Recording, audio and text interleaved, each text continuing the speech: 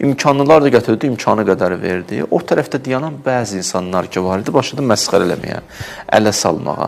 Dedi 3 kiloqram xurma 30 min adama başladılar deməyə, gülməyə, orada, burada.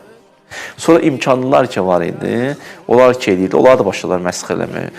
Özünüzü gözə salmaq istəyirsiniz, nəsə göstərmək üçün bu işi görürsünüz. Özünüzü reklam eləmək istəyirsiniz. Niyyətiniz Allahdır. Dedilər, güldülər. Kasıbı bürcür, imkanını bürcür. Belə insanlar həyatda həmişə olub, yəni bunlar olacaq. Barışın.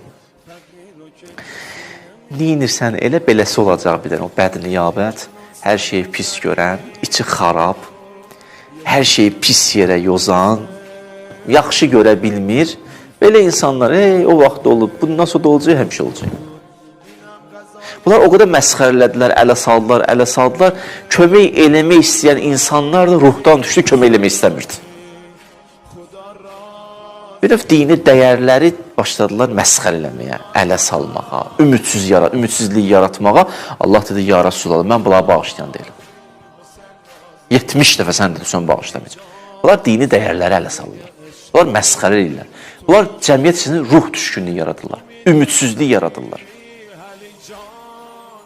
Ona heç kəs ümidsiz eləməsin. Heç kəs ümidsiz eləməsin. Mən onları bağışlamayacağım. Allah dedi, onları bağışlamayacağım.